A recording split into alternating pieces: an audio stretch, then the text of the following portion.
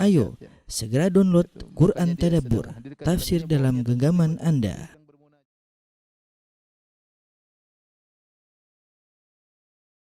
Bismillahirrahmanirrahim. Assalamualaikum warahmatullahi wabarakatuh. Alhamdulillahi ala ihsanih wa syukru lahu ala taufiqihi wa amtinanih wa asyhadu an la ilaha illallah wahdahu la syarika lahu ta'ziman li sya'nih wa asyhadu anna Muhammadan abduhu wa rasuluhu da'ila ridwanih. Allahumma salli alaihi wa ala alihi wa ashabihi wa ikhwani. Para pemirsa yang dirahmati Allah Subhanahu wa taala, para ibu-ibu ya, kajian Majelis Ta'lim Al-Ittiba. Pada kesempatan kali ini kita akan membahas tentang tafsir surat Al-Fatihah. Tafsir surat Al-Fatihah. Tentunya Al-Quran adalah kitab hudan, kitab petunjuk bagi kita semua. Hudal lil muttaqin, petunjuk bagi orang-orang yang bertakwa. Dan para ulama mengatakan Al-Quran adalah kitab kebahagiaan ya. Sejauh mana seseorang terikat dengan Al-Quran ya, sejauh mana perhatiannya semakin besar kepada Al-Quran, maka semakin besar pula kebahagiaan yang akan dia peroleh. Oleh karenanya Allah Subhanahu wa taala berfirman, "Inna hadzal Qur'ana yahdi lillati hiya aqwam." Sungguhnya Al-Quran ini memberi petunjuk kepada yang terlurus. Kemudian juga Allah Subhanahu wa taala juga berfirman, "Taha ma anzalna 'alaikal Qur'ana litashqa." Sungguhnya Al-Quran tidak kami turunkan kepada engkau wahai Muhammad litashqa, agar engkau sengsara ya, tetapi agar engkau bahagia.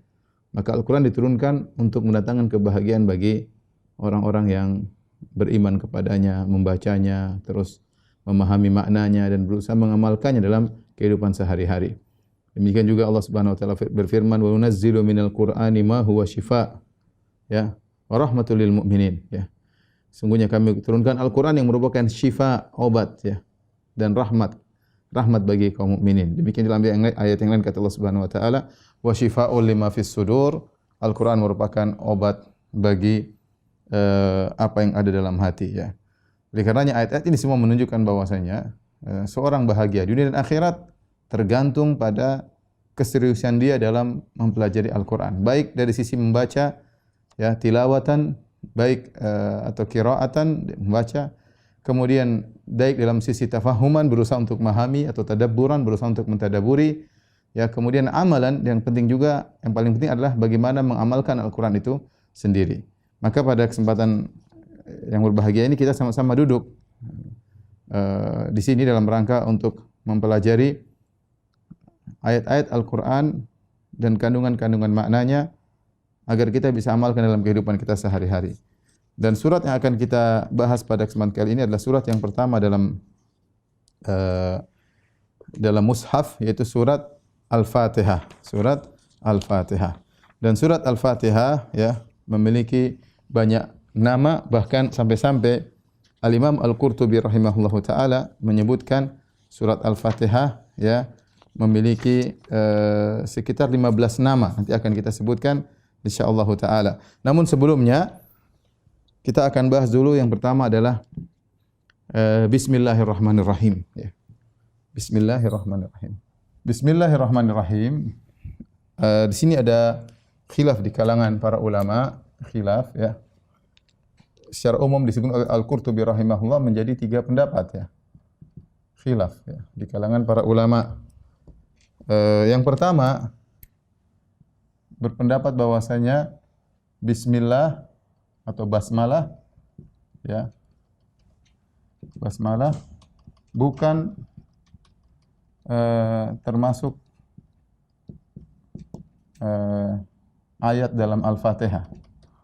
Dalam Al-Fatihah, dalam surat Al-Fatihah ya. Kemudian pendapat yang kedua, ini pendapat Ibnu Mubarak, basmalah yaitu Bismillahirrahmanirrahim adalah ayat pertama pada semua surat, ya. Ini pendapat Ibnu Mubarak ya. Adapun ini pendapat jumhur, ini pendapat Malikiyah, kemudian Al-Hanafiyah, kemudian Al-Hanabilah, ya. Dan banyak diriwayatkan oleh Ibnu Jarir, diriwayatkan oleh Al-Qurtubi, banyak. Adapun ini pendapat Ibnu Mubarak. Kemudian yang ketiga, pendapat yang ketiga bahwasanya basmalah, ya, adalah ayat pertama dari surat Al-Fatihah. Al-Fatihah, bukan dari seluruh surat, dan ini pendapat Al-Imam Asy-Syafi'i rahimahullahu taala.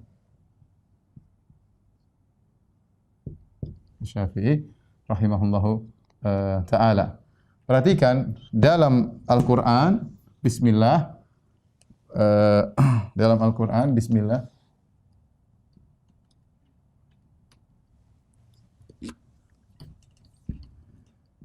basmalah, ya, dalam Al-Qur'an ada dua model, ya. Yang pertama yang ada dalam surat An-Naml, yaitu ketika Sulaiman menulis surat kepada Ratu Balqis, Sulaiman berkata, yaitu innahu min Sulaiman wa innahu bismillahirrahmanirrahim. Innahu min Sulaiman wa innahu bismillahirrahmanirrahim. Kalau ini semua sepakat bahwasanya ini merupakan Al-Qur'an. Ini semua ulama sepakat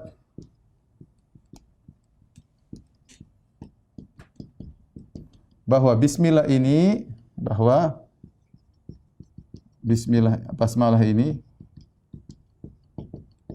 ayat Al-Qur'an. Yang kedua pembahasan kita adalah basmalah yang ada di awal-awal surat. Ya, di awal-awal surat, khususnya di awal Al-Fatihah. Awal Al-Fatihah. Nah, inilah yang kita bahas, ini adalah model kedua, ya. Ini model pertama, model kedua. Nah, inilah yang kita bahas di sini. Ya, jadi kalau basmalah yang ada dalam surat An-Naml ketika Sulaiman mengirim surat kepada Ratu Balqis, innahu min Sulaiman innahu bismillahirrahmanirrahim. Sungguhnya surat ini dari Sulaiman dan sungguhnya bismillahirrahmanirrahim. Maka sepakat ini adalah ayat dalam surat An-Naml. Adapun setiap ayat di awal surat bismillahirrahmanirrahim apakah termasuk ayat Al-Qur'an, maka khilaf, ya. Mana yang lebih kuat? Dari pendapat pertama yang mengatakan basmalah bukan termasuk dalam Al-Fatihah, ya. Dan juga bukan dari seluruh ayat, ya. Dan hanya pemisah, yaitu hanya pemisah, ya, dari surat satu yang lainnya. Surat yang satu dengan yang lainnya.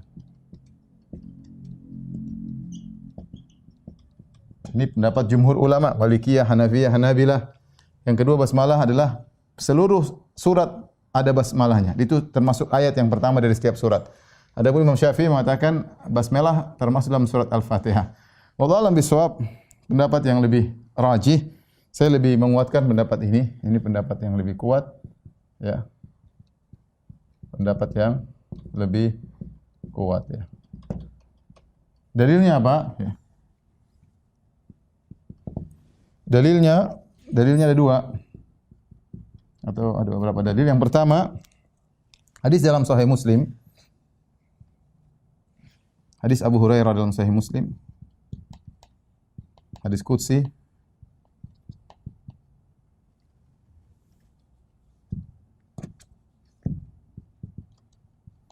di mana Nabi sallallahu alaihi wasallam meriwayatkan dari Allah Subhanahu wa taala, kata Allah Subhanahu wa taala, qasamtu sholata baini wa baina abdi nisfain. Kata Allah Subhanahu wa taala, qala ta'ala, Allah berfirman dalam hadis qudsi, qasamtu as-sholata baini wa baina abdi nisfain. Ya, kata Allah Subhanahu wa taala, aku membagi as-salat. As-salat maknanya adalah surat Al-Fatihah. Ini as-salat maksudnya surat Al-Fatihah. Wali abdi ma sa'al, dan bagi hambaku apa yang dia minta. Kemudian kata Allah Subhanahu wa taala, fa idza qala abdi wa idza qala abdi wa idza qala abdi alhamdulillahi rabbil alamin.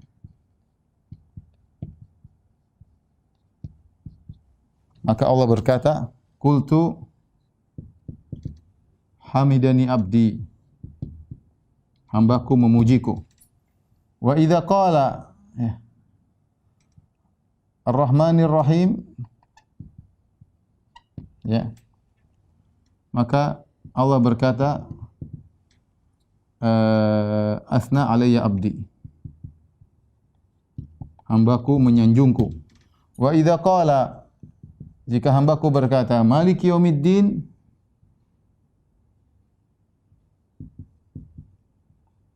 maka Allah berkata majjadani abdi. Wa idza qala, ya, iyyaka na'budu wa iyyaka nasta'in, iyyaka na'budu wa iyyaka nasta'in, Allah berkata hadza baini wa baina abdi wa li abdi ma sa'al, dan bagi hambaku apa yang dia minta. Wa idza qala, kemudian jika hambaku berkata Maliki yaumiddin, iyyaka na'budu wa iyyaka nasta'in, ihdinas siratal mustaqim. Ihdina siratal mustaqim. Siratal ladzina an'amta 'alaihim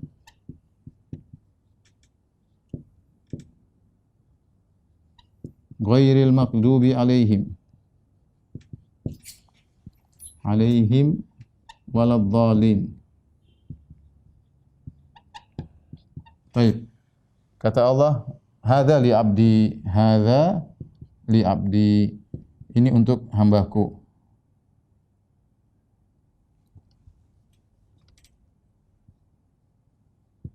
Wali abdi masal. Tapi perhatikan di sini, hadisnya disahih dalam Sahih Muslim. Saya ulangi. Jadi Allah berkata, aku membagi salat, bagi Al-Fatihah menjadi dua bagian, nisfain, setengah-setengah. Dan itu Al-Fatihah 7 ayat. Al-Fatihah 7 ayat. Ya, 7 ayat. Ayat tersebut pertama dimulai dari Alhamdulillahirabbil alamin. Seandainya bismillah termasuk Al-Fatihah, maka Allah akan berkata wa idza qala abdi bismillahirrahmanirrahim, dengan nama Allah yang Maha Maksud lagi Maha Penyayang, maka akan disebutkan. Tapi ternyata Allah mulai dengan kalau hambaku berkata Alhamdulillahirabbil alamin, maka aku berkata hamidani abdi, hambaku telah memujiku. Ar-Rahmanir Rahim, asna alayya abdi, hambaku telah menyanjungku. Maliki yaumiddin, majjadani abdi. Ini semua untuk Allah. 3 ayat. Ini semua 3 ayat. 3 ayat untuk Allah. Karena Allah bagi setengah. Ayat keempat, ini ayat pertama. 1, 2, 3. Ini ayat yang keempat, kata Allah, hadza baini wa baina abdi. Ini antara aku dan hambaku.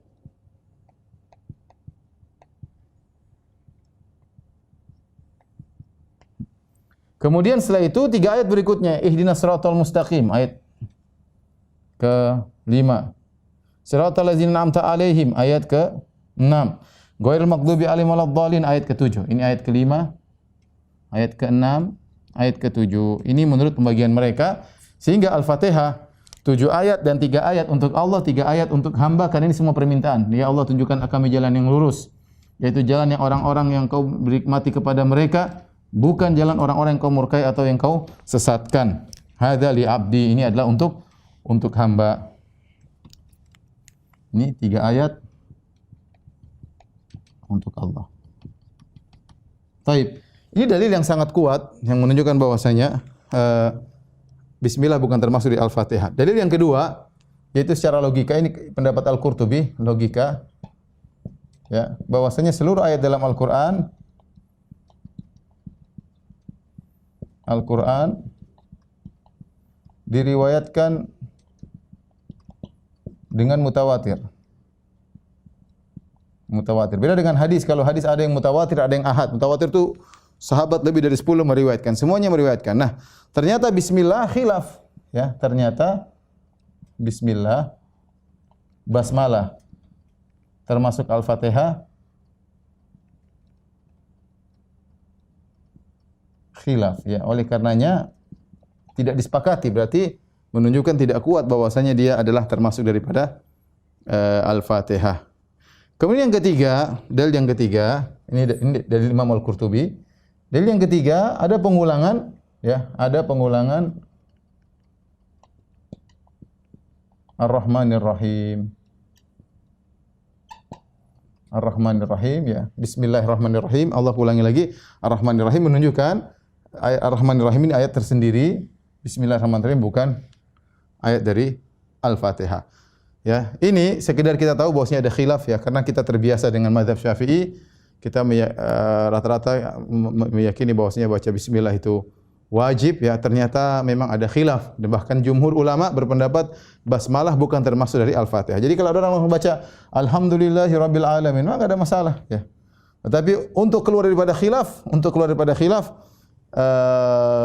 kata Imam Al-Qurtubi, hendaknya kita baca bismillahirrahmanirrahim ya, sebagai sunnah dengan disir ya. Sebagaimana hadis Anas bin Malik radhiyallahu taala anhu, Anas bin Malik mengatakan, "Shalla bina Rasulullah sallallahu alaihi wasallam wa lam yusmi'na ya bismillahirrahmanirrahim ya."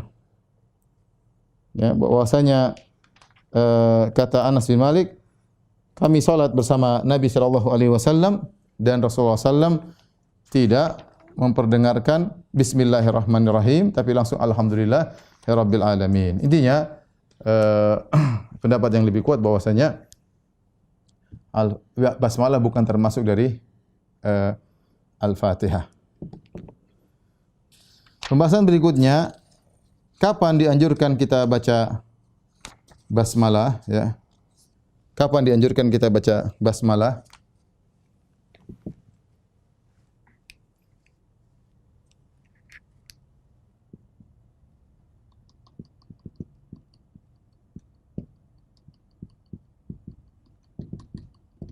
Bismillahirrahmanirrahim. Jangan baca basmalah. Enggak, basmalah ini maksudnya bismillahirrahmanirrahim ya. Seperti haifalah maksudnya hayya 'alal falah ya. Haisalah maksudnya hayya 'alas shalah. Hauqalah maksudnya la haula wala quwata illa billah. Ini singkatan yang di para istilah fuqaha mereka menyingkat. Jadi basmalah maksudnya bismillah. Bismillahirrahmanirrahim. Kapan dianjurkan baca basmalah? Ya. Secara umum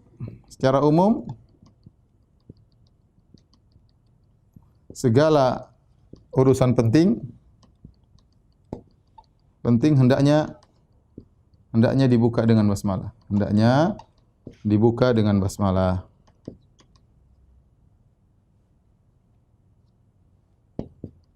Bismillahirrahmanirrahim. Dengan basmalah. Datang dalam hadis.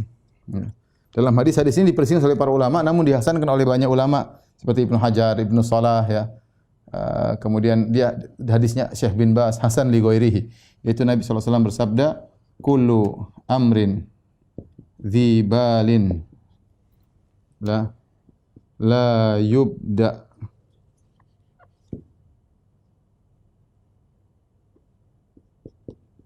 fihi bi basmalah fahuwa abtar." Kata Nabi sallallahu alaihi wasallam, seluruh perkara yang penting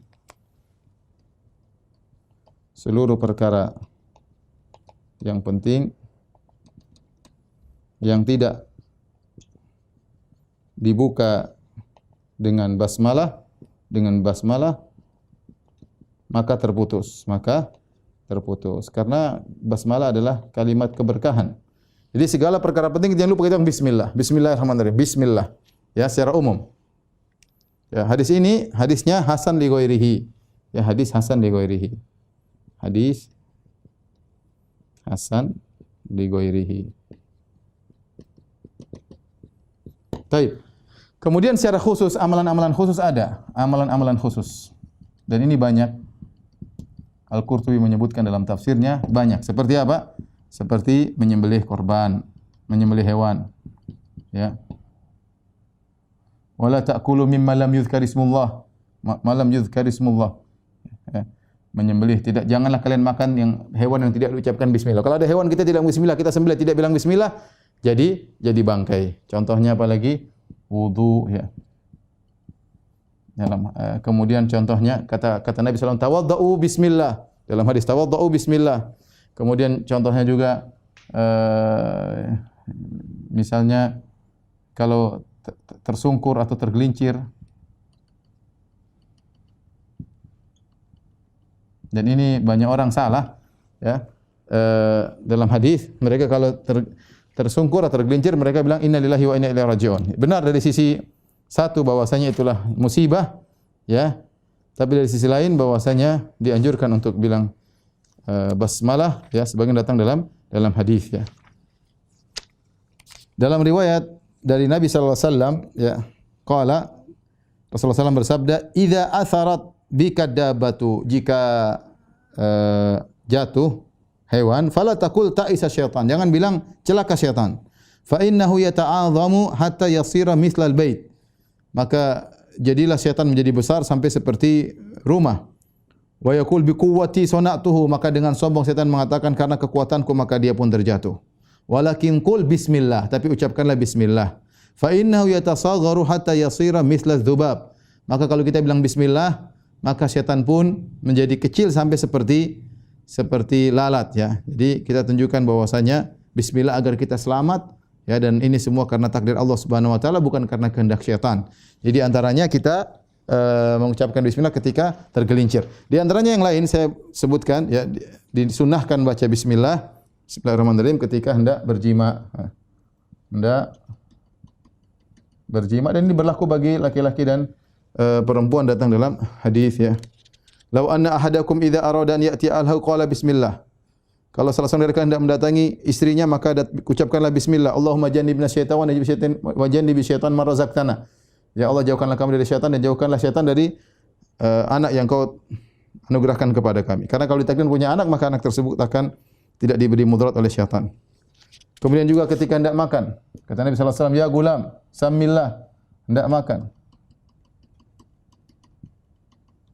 Wa kul bi yaminik wa kul fima yalik, ya.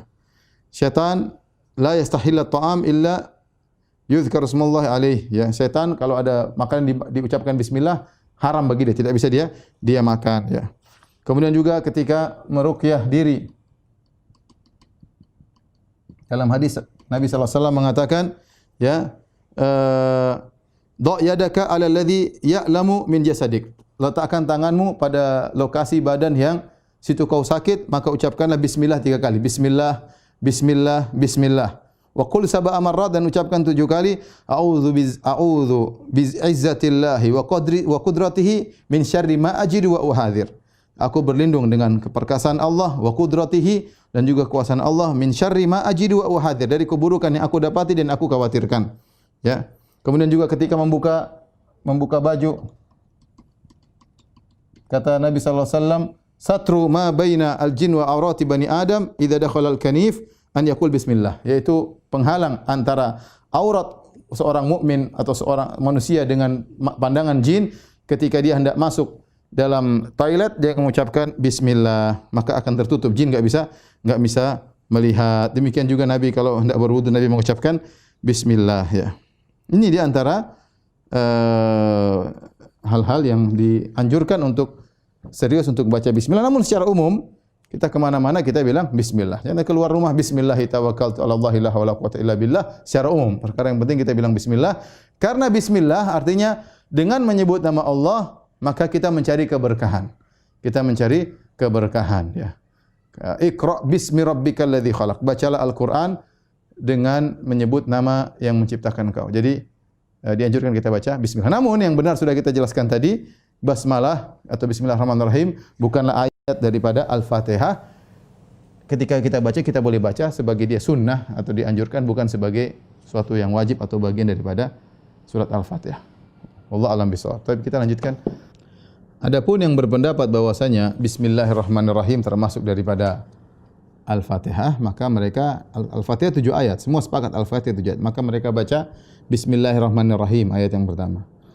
Kemudian alhamdulillahirabbil alamin, arrahmanirrahim, maliki yaumiddin, iyyaka na'budu wa iyyaka nasta'in, Ihdinas siratal mustaqim. Ayat yang ketujuh panjang. Siratal ladzina an'amta 'alaihim ghairil maghdubi 'alaihim waladdallin. Ya. Tetapi kalau begitu maka pembagian tadi tidak bisa setengah-setengah. Ya. Berarti untuk hamba cuma 2 ayat, ya. Ya. Karena kemudian untuk Allah 4 ayat, ya. Bismillahirrahmanirrahim, alhamdulillahirrahmanirrahim, maliki 4 ayat.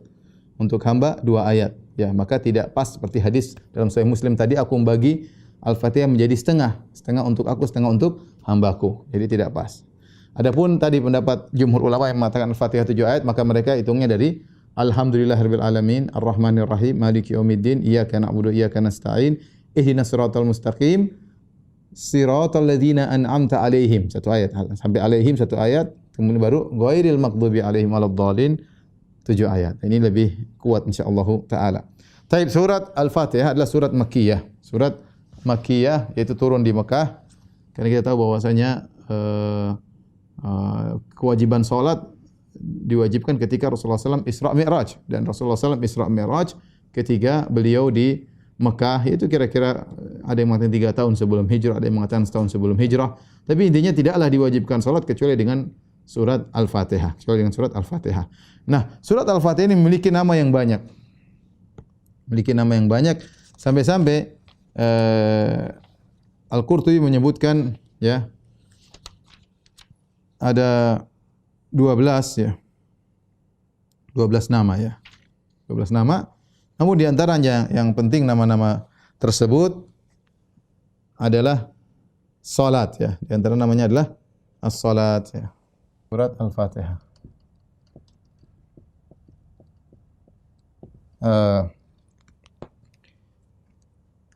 Surat Makkiyah. Makkiyah sudah kita jelaskan, yaitu yang turun sebelum Nabi berhijrah, yaitu turun sebelum, dan ini ijma ulama, sepakat ulama.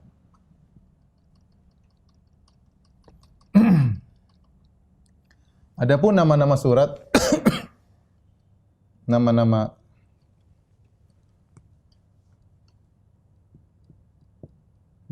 surat Al-Fatihah di antaranya, ya banyak, ya. Saya sebutnya di antaranya namanya as-salat. Tadi dalam hadis, qasamtu salat, ya. Nabi mengatakan, Allah dalam hadis qudsi, aku membagi salat. Salat maksudnya Al-Fatihah. Kenapa disebut salat? Karena salat tidak sah, ya, tidak sah kecuali dengan Al-Fatihah.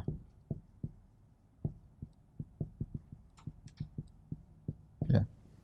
Kemudian di antaranya namanya adalah Al-Fatihah. Ya, Fatihatul Kitab, Al-Fatihah.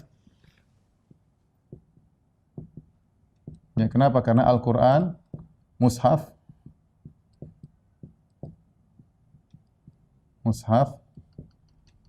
dimulai dengan Al-Fatihah, dimulai. Al-Fatihah pembuka, artinya dibuka dengan Al-Fatihah. Al-Fatihah. Maka dia adalah surat pembuka. Kemudian di antaranya adalah Ummul Kitab. Ummul Kitab artinya induknya Al-Qur'an. Induknya Al-Qur'an. Kenapa dikatakan demikian? Karena seluruh ayat, seluruh surat selanjutnya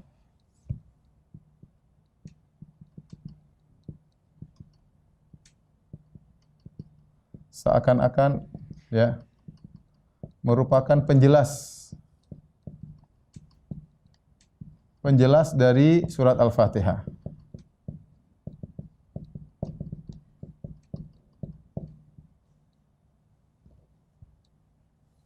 Ya.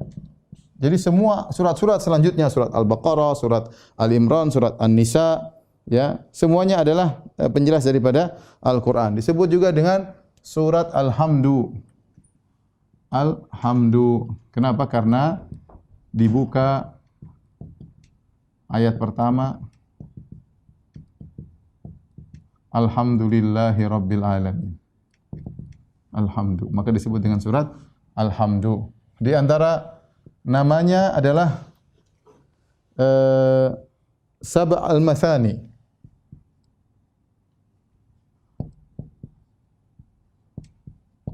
Walaqad atainaka sab'am minal mathani wal Qur'anal azim. 7 yang berulang-ulang. Sab' apa artinya 7? 7 yang berulang-ulang.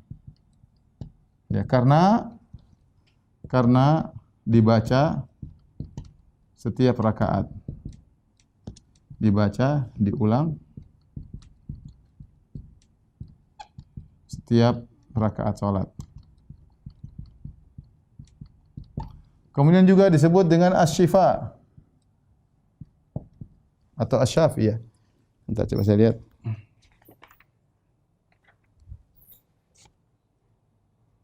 Alhamdulillah, kitab, umul Quran, al-mathani, al-Quran, asy-syifa ya. Asy-syifa, Fatihatul Kitab, syifaun min kulli summin ya.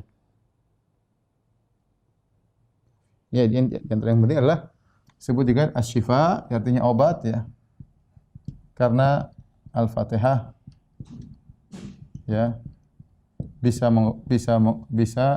mengobati dengan izin Allah. Atau bisa menjadi sebab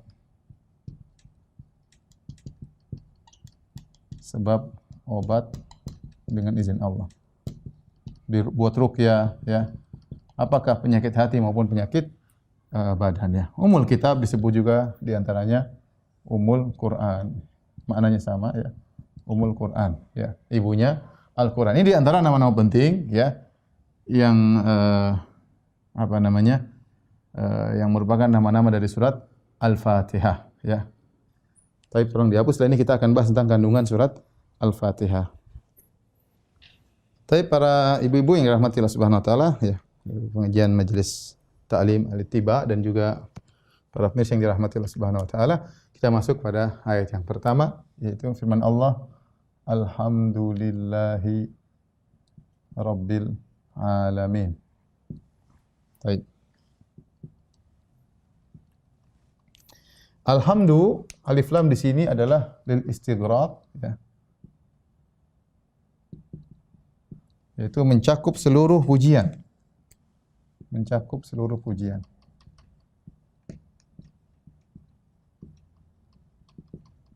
Baik. Kemudian alhamdu ya artinya adalah pujian disertai kecintaan. Berbeda dengan al-madah. Berbeda dengan al-madah. Al-madah itu bisa jadi memuji tanpa mencintai. Tanpa mencintai. Banyak kita sekarang memuji musuh, orang itu hebat, musuh itu memang luar biasa, tapi kita tidak mencintainya. Kita tidak mencintainya. Maka alhamdu adalah pujian disertai dengan kecintaan, dan ini mengajarkan kepada kita, hendaknya kita ketika memuji Allah dengan menumbuhkan kecintaan. Hendaknya ketika kita memuji Allah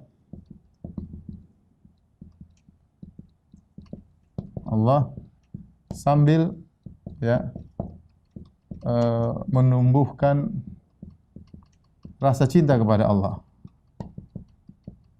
Karena itulah hakikat daripada alhamdu. Kemudian di antara alhamdu bahwasanya yaitu Allah yang satu-satunya berhak dipuji secara hakikat. Secara hakikat. Ya, hakikatnya. Adapun yang lain mereka memiliki kelebihan, tapi bukan manusia dipuji karena kelebihan. Yang kasih siapa? Yang kasih Allah. Kita semua titipan Allah. Adapun yang benar-benar dipuji secara hakikat hanya Allah Subhanahu wa taala, karena Dialah yang memiliki segalanya. Taib. Adapun sisi pujian kepada Allah, pertama dari nama-namanya, sisi nama-namanya ya.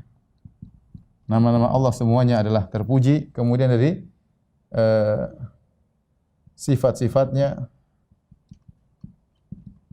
kemudian dari perbuatan-perbuatannya, cuma terbagi menjadi dua, yaitu al-fadl, kemudian al-adl. Yaitu Allah beri nikmat karena karunia Allah, yaitu Allah beri nikmat karena karunia-Nya. Allah menghukum, ya, menghukum karena keadilan-Nya.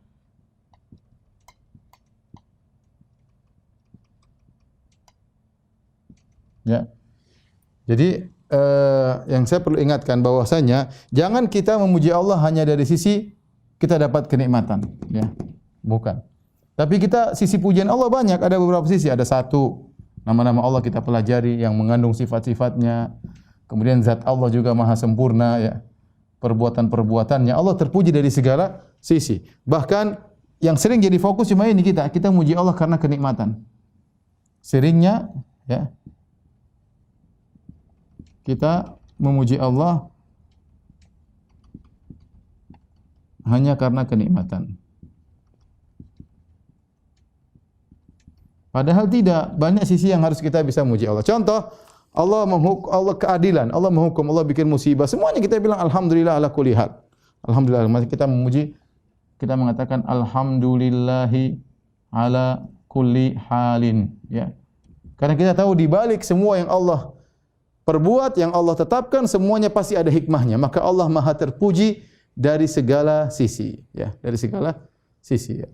Kita nikmat saja kalau kita memuji terlalu banyak, ya. Nah, nikmat pandangan, nikmat mendengar, nikmat sehat, nikmat keamanan, nikmat keluarga, ya. Nikmat punya anak, nikmat ikut pengajian, nikmat ketenteraman, nikmat bisa kelezatan beribadah, nikmat bisa berkawan dengan kawan-kawan yang baik. Banyak sekali kenikmatan yang kalau kita mau hitung satu persatu kita enggak bakalan bisa tahu. Belum lagi kenikmatan yang tidak pernah kita minta, ya. Allah berikan kita udara, Allah berikan kita ini, Allah rawat kita. Banyak sekali yang Allah beri nikmat yang tidak pernah kita minta atau Allah berikan karena Allah tahu keperluan kita. Ya, maka kita muji Allah dalam segala hal. Namanya alhamdu, mencakup segala pujian atau istihqaq, hanya Allah yang berhak untuk dipuji, maka dikatakan lillah, yaitu segala puji hanya bagi Allah Subhanahu wa taala. Ya, segala puji bagi Allah.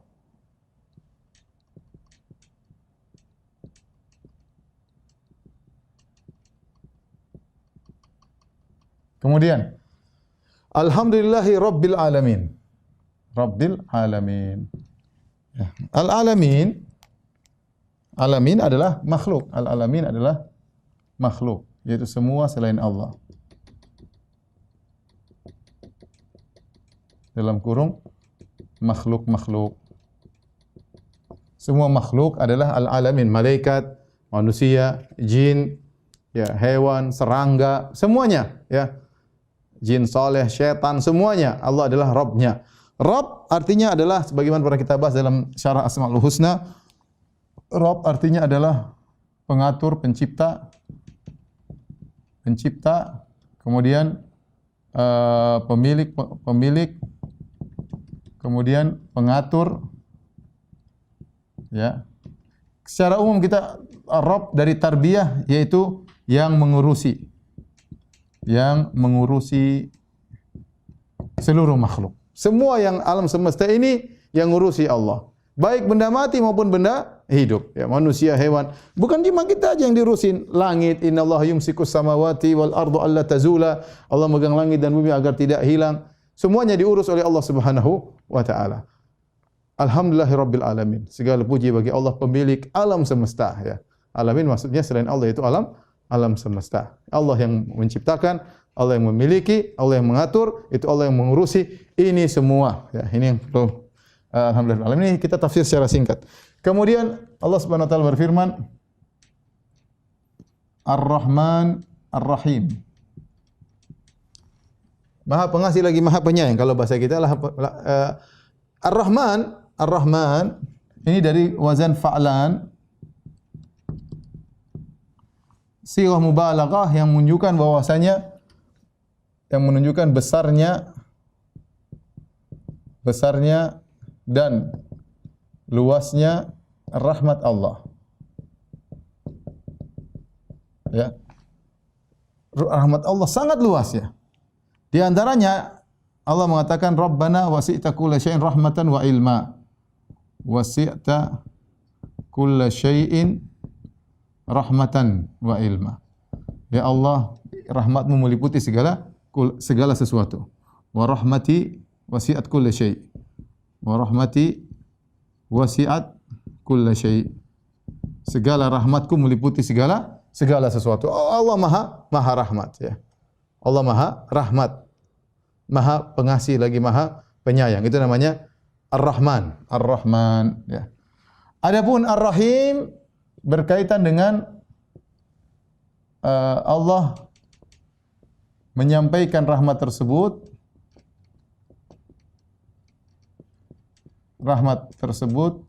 kepada hamba-hambanya, kepada makhluknya.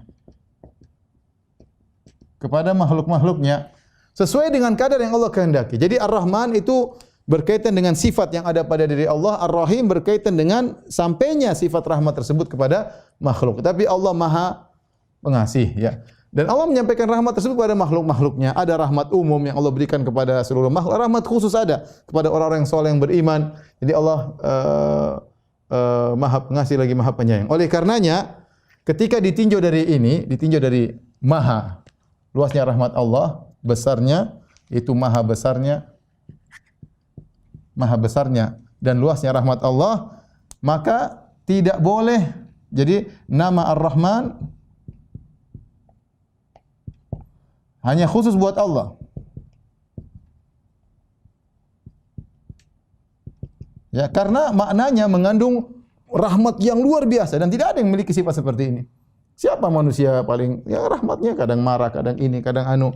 Rahmatnya tidak sebagaimana rahmatnya Allah Subhanahu wa taala. Makanya Ar-Rahman hanya khusus untuk buat Allah Subhanahu wa taala. Maka ini saya ingat kalau ada orang namanya Abdurrahman jangan kita panggil Rahman ya, karena Rahman itu hanya untuk Allah Subhanahu wa taala. Dahulu ada namanya Musailimah. Musailimah Al-Kadzdzab. Musailimah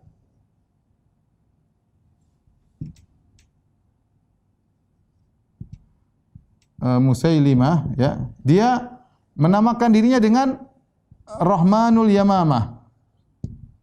Dia adalah Rahmannya Al-Yamamah, yaitu suatu tempat yang disebut terjadi perang namanya Perang Ma'rakatul Yamamah. Di tempatnya Musailimah. Nah, dia menamakan dirinya dengan Rahmanul Yamamah. Itu Rahmannya Muhammad, saya Rahmanul Yamamah, kata dia.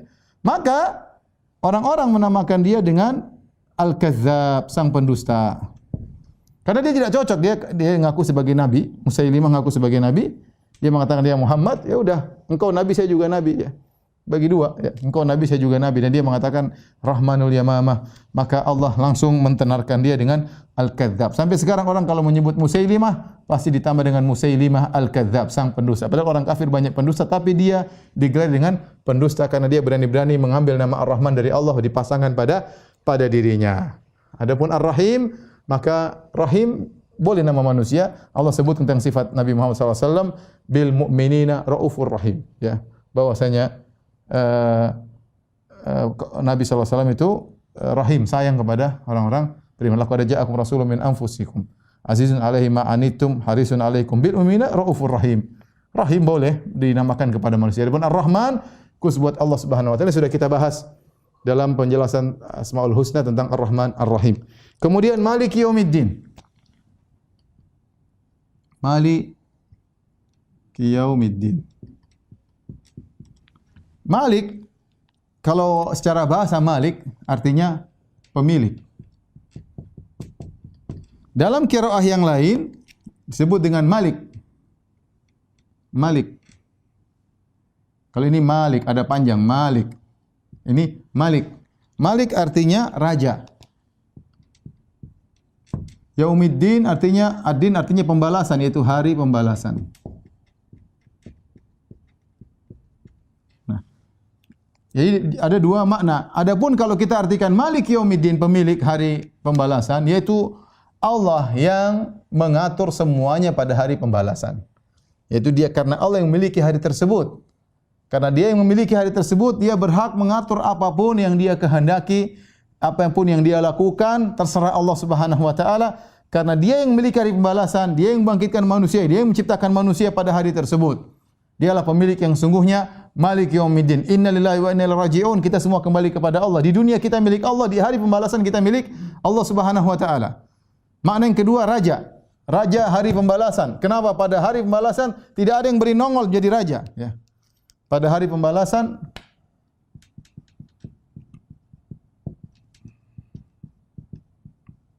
tidak ada satu raja dunia pun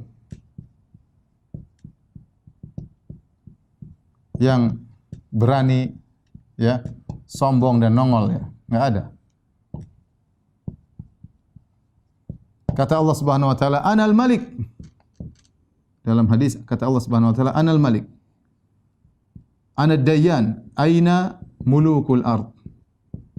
Pada hari kiamat kelak. Kata Allah Subhanahu wa taala, "Aku adalah sang raja." Mana raja-raja dunia? Aina mulukul ard? Enggak ada yang berani.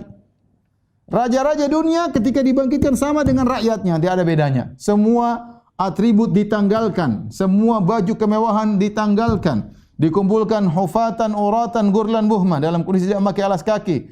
Uratan telanjang bulat, ya. Gurlan belum disunat, buhman tidak bawa apa-apa. Apa yang mau dia bawa? Tidak ada. Dia dibangkitkan begitu saja. Sama dengan rakyatnya, sama dengan pembantunya, ya.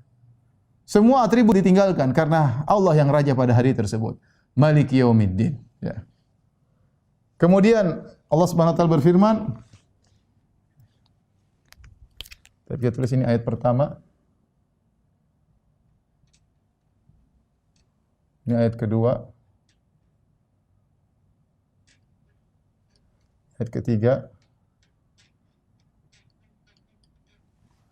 Kemudian ayat keempat.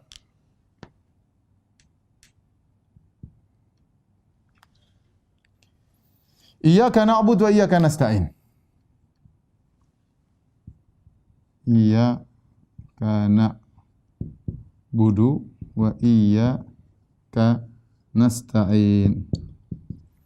Artinya hanya kepada Engkau kami mohon pertolongan, hanya kepada Engkau kami beribadah, dan hanya kepada Engkau kami pertolongan. Minta pertolongan. Hanya kepada Engkau. Hanya kepadamu kami beribadah. Hanya kepadamu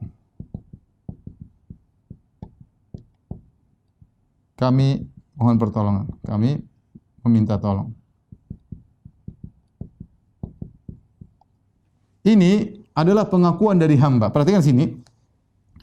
Asalnya na'buduka, tetapi asalnya na'buduka sebagaimana subjek, predikat, objek, kami menyembahmu. Tetapi mu objek, subjek, predikat, objek, objeknya dimajukan ke depan. Iyyaka, kepadamu kami beribadah. Ketika objek dimajukan sebelum subjek dan predikat, ya, maka ini memberikan faedah pengkhususan, ya.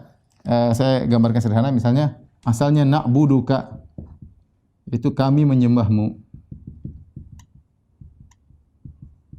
Asalnya demikian. Tetapi ini ka dimajukan oleh Allah Subhanahu wa taala. Ini ka dimajukan, didahulukan jadi iyyaka. Iyyaka na'budu, ya. Perhatikan sini. Asalnya na'buduka. Kemudian jadi iyyaka na'budu. Iyyaka na'budu, sehingga artinya lagi bukan lagi kami menyembahmu, tapi ada kata hanya, ditambah kata hanya. Hanya kepadamu kami menyembah. Kami menyembah. Dan ini menunjukkan tauhid, ya. Allah ulangi lagi, harusnya cukup iyyaka na'budu wa nasta'in, tetapi Allah ulangi lagi wa iyyaka nasta'in, hanya kepada Engkau kami mohon pertolongan. Karena dua-dua ini butuh keikhlasan tatkala beribadah, butuh keikhlasan tatkala mohon pertolongan, ya. Ya, dengan kita beribadah yang benar maka kita akan diberi pertolongan. Kenapa didahulukan na'budu baru nasta'in? Ada dua sebab kata para ulama, karena dengan kita memohon, berdoa kita diberi pertolongan, dan kita meminta tolong kepada Allah untuk beribadah. Jadi ibadah tujuan, adapun pertolongan adalah wasilah. Taib. Kata Ibnu Taimiyah rahimahullahu taala, barang siapa yang mewujudkan ini ikrar kita. Iyyaka na'bud, Ya Allah, hanya kepada Engkau lah kami beribadah. Kita semua yang mengikrarkan ini, mengamalkan ini akan selamat dari riya. Kata Ibn Taimiyah rahimahullahu taala, ya, menyelamatkan dari riya.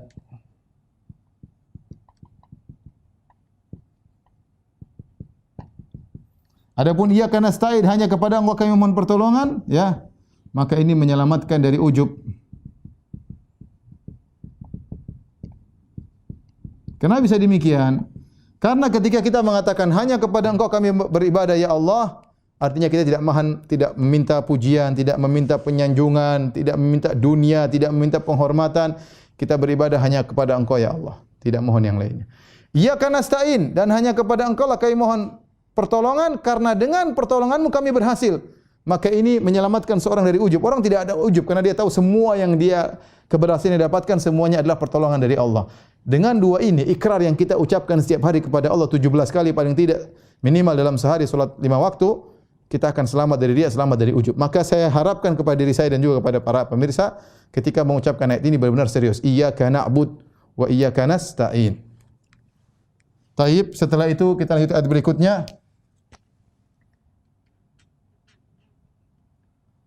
Ihdinas siratal mustaqim. Ihdinas siratal mustaqim.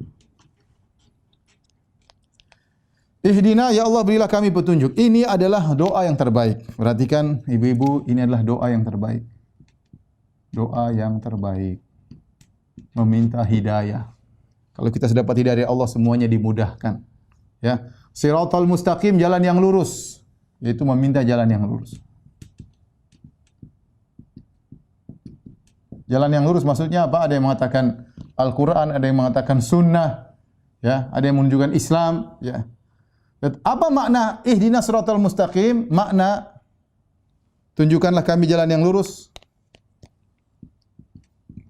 Makna tunjukkan kami jalan yang lurus.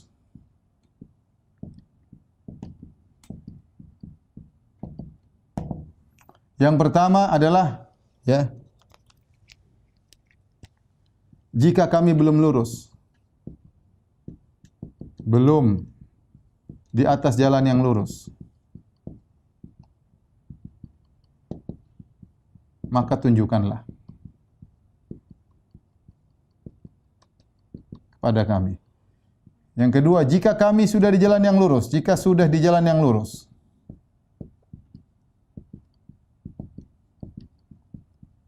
maka kokohkanlah, maka tegarkanlah, yaitu istiqomahkanlah. Tegarkanlah. Dalam kurung istiqomah. Jika sudah istiqomah,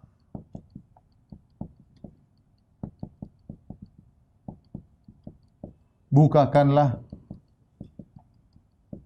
pintu-pintu kebaikan, jalan-jalan kebaikan yang lain. Jalan-jalan kebaikan yang lain. Karena kita tahu jalan kebaikan sangat banyak. Ya, ini kita hadirkan dalam doa kita. Kita akan mengucapkan ihdinas siratal mustaqim. Ya Allah, kalau saya belum lurus, luruskan. Ya Allah, jika saya sudah lurus, tegarkanlah istiqomah. Ya Allah, kalau sudah istiqomah, bukakanlah pintu-pintu kebaikan yang lain, jalan-jalan kebaikan yang. Inilah ihdinas siratal mustaqim. Sayangnya betapa sering kita mengucapkan ihdinas siratal mustaqim, pikiran kita melayang-layang, tidak konsentrasi. Padahal semua ini adalah muqaddimah. Alhamdulillahirabbil alamin, arrahmanir rahim, maliki yaumiddin. Ini muqaddimah. Puji kepada Allah. Bukankah di antara adab dalam berdoa memuji Allah kemudian meminta, inilah ujian. Alhamdulillahirabbil alamin, hamidani abdi, arrahmanir rahim, asna alayya abdi, maliki yaumiddin.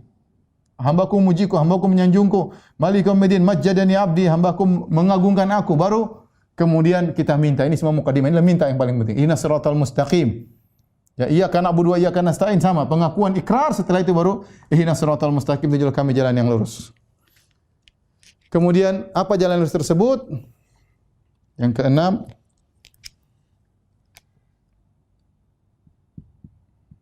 siratal ladzina an'amta 'alaihim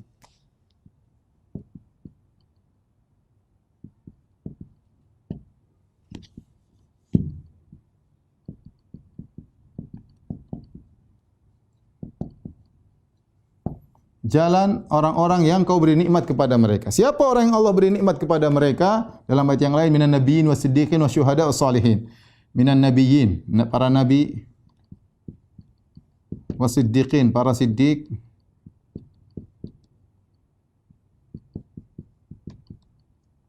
wasyuhada wasalihin, para syahid,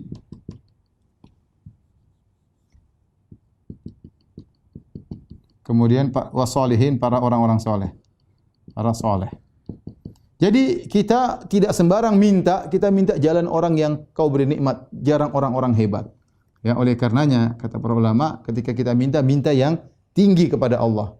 Bukan jalan sembarang, bukan jalan orang tetangga, tidak, jalan Nabi yang tinggi.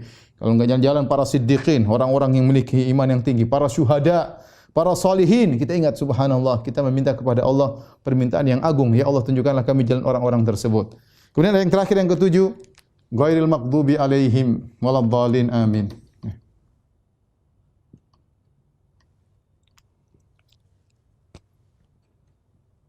Ghairil maghdubi alaihim waladhdallin, amin, ya. Baik. Bukan jalan orang-orang kau murkai. Siapa yang kau murkai di sini? Kata para ulama, adalah Yahudi, di antaranya Yahudi. Kenapa dimurkai? Karena berilmu namun tidak mengamalkan.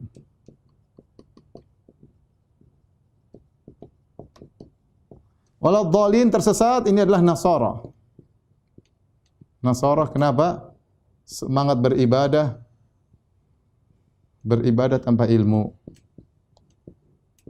Maka jadilah orang-orang yang tersesat, ya, dua-duanya. Jadi ketika kita meminta nikmat jalan yang lurus, kemudian pada ayat ketujuh kita meminta agar dijauhkan, ditunjukkan kepada jalan yang lurus, dijauhkan dari jalan yang buruk. Jalan yang buruk ada dua. Jalannya Yahudi, berilmu namun tidak mengamalkan. Jalan Nasara, yaitu semangat beribadah namun tidak punya ilmu, dan dua-duanya adalah tercela, ya. Wa ghadiballahu alaihim wa la'anahum. Allah sebut dalam ayat yang lain, orang Yahudi dimurkai oleh Allah, dilaknat oleh Allah. Qad dhallu min qablu wa adallu katsiran wa dhallu an sawa'is sabil. Kata Allah, orang Nasara mereka telah sesat sebelumnya dan mereka menyesatkan banyak orang, dan mereka telah sesat dari jalan yang lurus, dan dua-duanya adalah jalan yang buruk. Maka ketika kita baca Al-Fatihah, hendaknya kita renungkan ini semua agar doa kita dikabulkan oleh Allah Subhanahu wa taala. Inilah surat yang teragung. Lihat, dari sini kita tahu kenapa disebut dengan Ummul Kitab, induk Al-Quran, karena Al-Fatihah isinya mencakup sifat-sifat Allah. Ada tauhid uluhiyah, alhamdulillah hanya Allah yang berhak disembah. Saya lupa ini Allah di sini artinya yang berhak disembah, ya, Allah yang berhak disembah. Ya. Ada mencakup tauhid uluhiyah, tauhid rububiyah, tauhid asma wa sifat. Kemudian juga tentang rukun iman kepada Allah. Kemudian Maliki Yaumiddin, ya, iman kepada hari akhirat, hari pembalasan. Kemudian ihdinas siratal mustaqim, jalan yang lurus, berarti jalan yang dituju kepada Rasul, berarti iman kepada Rasul, ya, iman kepada Rasul. Kemudian ini juga berkaitan dengan takdir, ya, bahwasanya kita meminta kepada Allah, ya, bahwasanya hidayah datang dari Allah Subhanahu wa taala, bukan seperti orang Qadariyah yang mengatakan Allah tidak turut campur, kita punya kegiatan sendiri. Kalau Allah tidak turut campur, kenapa kita minta hidayah kepada Allah Subhanahu wa taala? Ya, ini mencakup rukun-rukun iman yang disebutkan dalam surat Al-Fatihah. Inilah agungnya surat Al-Fatihah. Semoga ketika kita membaca Al-Fatihah dalam salat kita bisa merenungkan makna-makna yang singkat ini, sehingga salat kita bisa menjadi lebih khusyuk. Wallahu ta'ala alam bisawab. Baik, demikian saja, pertanyaan sudah habis. Insyaallah kita lanjutkan 2 pekan lagi surat Al-Baqarah insyaallah taala. Jangan lupa diulang-ulang apa yang telah kita sampaikan agar kita lebih khusyuk dalam salat. Kalau antunna sekalian, ibu-ibu bisa khusyuk, saya juga dapat pahala karena saya telah menyampaikan ilmu yang mudah-mudahan bermanfaat bagi kita semua. Demikian wabillahi taufiq wal hidayah. Assalamualaikum warahmatullahi wabarakatuh. Subhanakallah bihamdik asyhadu an la ilaha illa anta astaghfiruka wa atubu ilaik.